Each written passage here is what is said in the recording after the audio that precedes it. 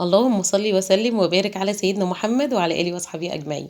صباح الخير أو مساء الخير على حسب ما بتشوفوا الفيديو. عاملين إيه؟ يا رب يكونوا في خير وفي أحسن حال يا رب، داخل مصر وخارج مصر. النهارده بقى زي ما انتم شايفين كده هنبدأ بتنظيف المطبخ الأول. عندي حبة مواعين كده في الحوض قلت أشطبهم الأول، وبعد كده هنعمل غدا كده إيه، صينية المستعجلين. صينية كده سهلة سريعة إن شاء الله إيه تعجبكم. لما بحتار بقى أو كلنا بنحتار هنتغدى إيه أو هنشرب إيه، هتعملوا إيه على الغدا، فبصراحة يعني بستسهلها. كانت الاول يا جماعه قبل ما الدنيا بتغلى ما كناش بنحمل لها هم والله. كنت بعملها بكيلو لحمه، كمان دلوقتي جبت نص كيلو لحمه مفرومه. علشان ايه كله برضو ايه نمشي حالنا، على قد ايديكي امشي وعلى قد حالك امشي، ما تزوديش قوي ولا تتبهرجي قوي، لان الايام اللي احنا فيها ايام غلا على الجميع، فالحمد لله على كل حال. هنعمل النهارده مع بعض بقى ايه بعد ما نشطب الحوض دوت كده ونروق الدنيا الحلوه دي مع بعض. هنعمل صينية كوسة باللحمة المفرومة كده في الفرن، ان شاء الله تعجبكم، ونعمل جنبيها شوية رز ابيض، وهنعمل نقلي جنبها حتتين بدنجان كده يعني نخلله. ممكن تعملي طبق سلطة، ممكن يبقى مخلل، ممكن تعملي جنبيها طاجن رز معمر في الفرن.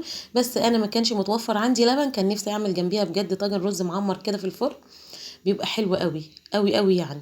اول حاجه كده حطيت الصينيه بتاعتي او الحله اللي هعمل فيها، خليها في صينيه واحده، هي اكله هنسميها اكله في حله واحده علشان ما نوسخش مواعين ولا نبهدل الدنيا. حطيت فيها معلقه سمنه كده بلدي، ومعايا 3 بصلات، انا مكترش البصل شويه عشان يزود شويه ايه في الكميه بتاعه اللحم. خلاص طبعا ست البيت الشاطره بتبقى هي عارفه بتدبر حالها وبتبقى عارفه هي هتعمل ايه.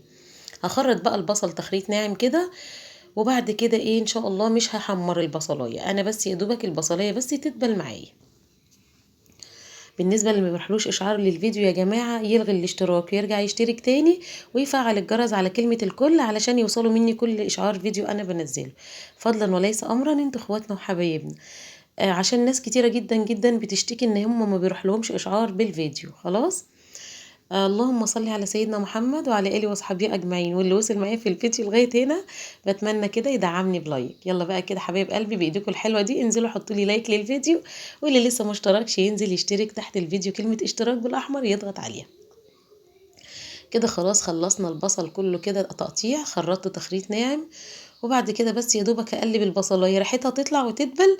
هنزل عليها بقى ايه بنص كيلو لحمه مفرومه. خلاص لو عندك بقى خضار، فلفل الوان، فلفل رومي، فلفل حامي، اللي انت حابه تحطيه ضيفيه، بس انا ايه ما حطيتش علشان انا مش عندي فلفل. خلاص كده خلاص انا كده ايه معايا نص كيلو لحمه مفرومه زي ما انتم شايفين كده. المفرومه بتاعتنا فيها نسبه دهون، لو كنت خدت بالي قوي يعني ان هي فيها نسبه دهون كده، كنت اديت اللحمه الاول تشويحه كده من غير اي نقطه، من اي نقطه سمنه ولا زيت ولا اي حاجه، كانت هي بكت الدهون اللي فيها كلها، وبعد كده بروح نازله عليها بالبصلايه.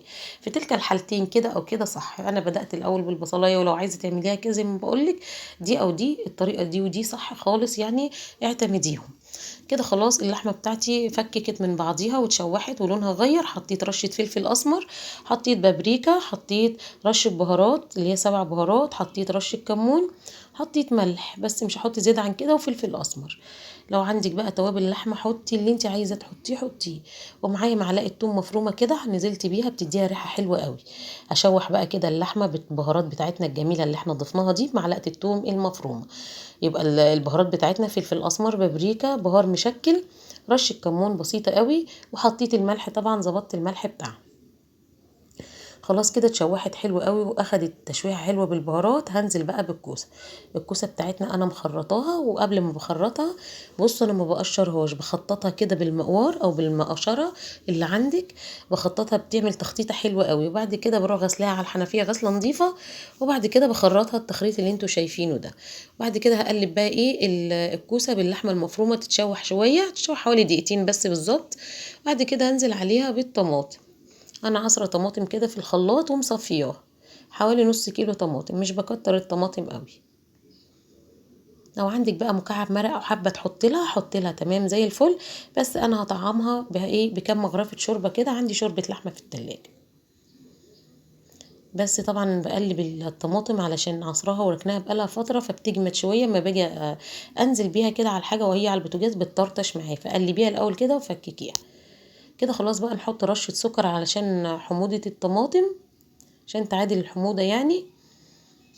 بس هقلب بقى كويس وهغطي عليها بالغطا، هسيبها تاخد لها ايه غلوة والتانية كده، وبعد كده نزودها بالشوربة. بدور على الغطا، ثواني بس اجيب الغطا واجيلكوا. كده خلاص غطيت عليها. بصوا اخدت غلوة كده وما شاء الله الطماطم اتسبكت في الكوسة باللحمة المفرومة، شايفين شكلها تحفة. عايزة بقى تخلي فيها صوص كده وشقشيق شوربة حلو، زودي براحتك. مش عايزة يبقى ممكن مغرفة واحدة بالعدد، خلاص. انا بقى عشان هنا بيحبوا اللي يبقى فيها يعني صوص كده او فيها دمعة كده بالبلدي، زي ما بقول لكم كده. فمكترت شوية في الشوربة. انت بقى بتحبيها ناشفة شوية، هي مغرفة شوربة بس، وغير كده ما تحطيش. هتاخد غلوة مع مغرفة الشوربة، وبعد كده هندخلها الفرن. كده ظبطت الملح بتاعها.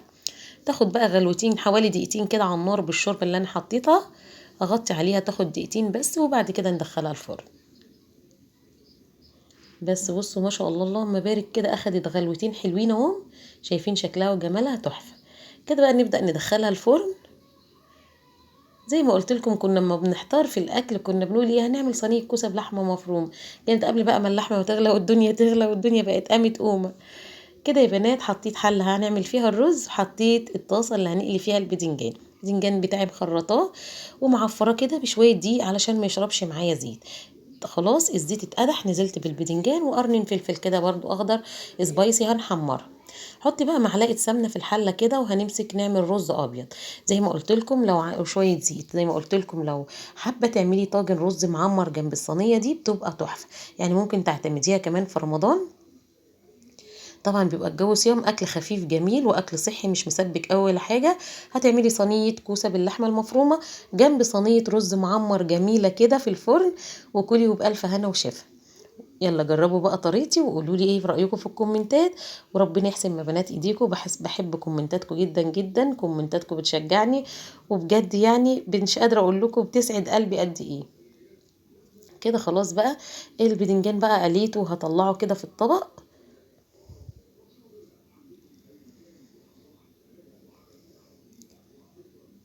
بس كده، والرز بتاعنا برضو بيتشوح على العين التانية كده. همسك بقى كده الرز اقلبه كام تقليبه كده. انا حطيت ملح.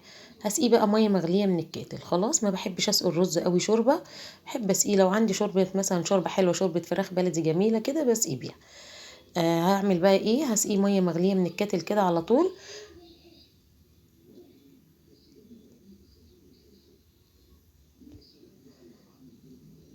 بس كده يا بنات، كده الكاميرا كانت فصلت معايا. خلاص كده انا سقيت الرز. بس كده. اسقي بقى الرز بتاعك وظبطيه وظبطي الملح بتاعه. واول ما الرز ما بيغلي بهد عليه النار، بيتشرب على نار هاديه قوي عشان الرز بتاعك يبقى مفلفل وحلو. بس شايفين الرز بيتشرب. تعالوا بقى نحط الدقه للبدنجان. معايا بقى فلفل ومعايا توم. دقيتهم في الهون كده وحطيت عليهم رشه ملح ورشه كمون. وطبعا عصرة ليمونة. وبعد كده حطيت على وش البدنجان الدقة وخلاص، وهنركن بقى البدنجان بتاعنا بالدقة. تعالوا بقى نشوف الصينية بتاعتنا الجميلة بعد ما خرجت من الفرن.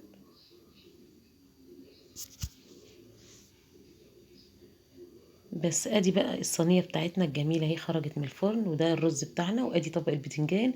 ده كان الفيديو بتاعنا النهارده. يا رب اكون ضيفه خفيفه على قلبكم، وكونوا بتخرجوا من فيديوهاتي مستفيدين. يلا بقى جربوا صينيه الكوسه باللحمه المفرومه وقولوا ايه رايكم.